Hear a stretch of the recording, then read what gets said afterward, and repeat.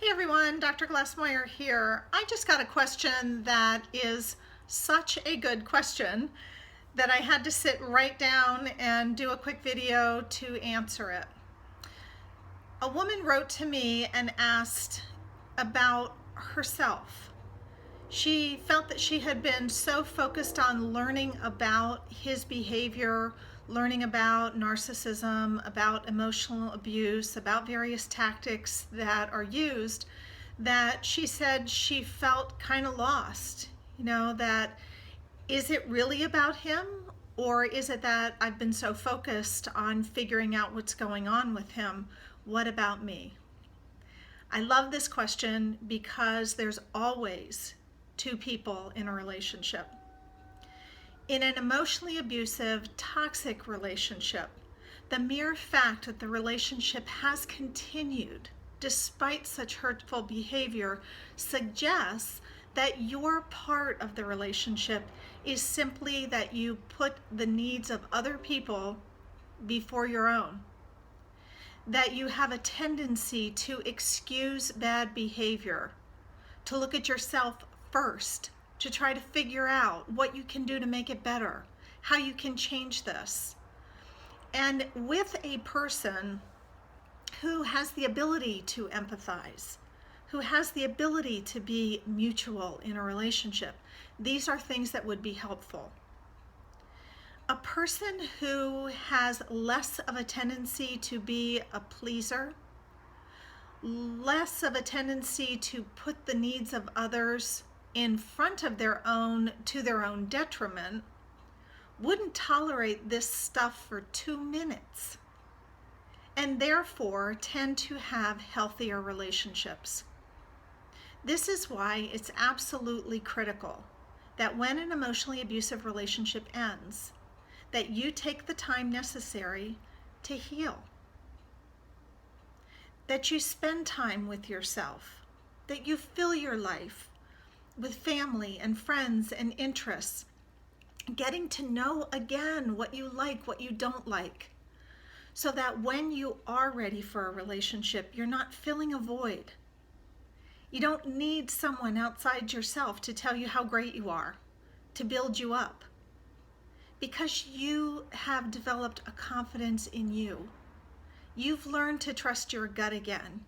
You've learned to listen to reason. You've learned about what's healthy and what's not healthy in a relationship. You've learned how to set a physical and emotional boundary to protect yourself. These are the areas where people who emotionally abusive, controlling people find attractive. These are the areas of weakness. This is what you need to work on. And here's the deal. They're also your areas of strength. We have to get things in balance because any strength overused can become a weakness.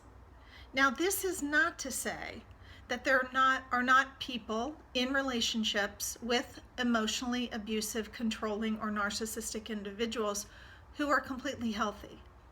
There is a dynamic where there are two personality disordered types who are drawn to one another like a magnet. And these relationships are the most volatile and most chaotic. This is where we find a person with a lot of narcissism and another person with a lot of borderline personality traits and features, or even borderline personality disorder. This is a match made not in heaven. These people torture one another, and there is such a push-pull dynamic to the relationship that, often it just goes on and on to the detriment of both individuals. So the lady who asked me this question has sent me a lot of comments, a lot of questions, shared some stories. You know who you are. And to you, I want to say, the mere fact that you are looking at yourself and asking this question after all the painful stuff you've been through tells me you don't have narcissism in your personality. If you do, it's not to the extent that would cause problems. Nor do I hear a lot of volatility in your other relationships.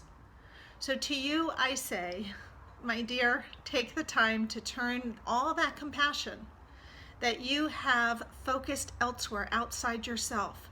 Turn it onto yourself now. Self-care is not selfish. Self-care is critical.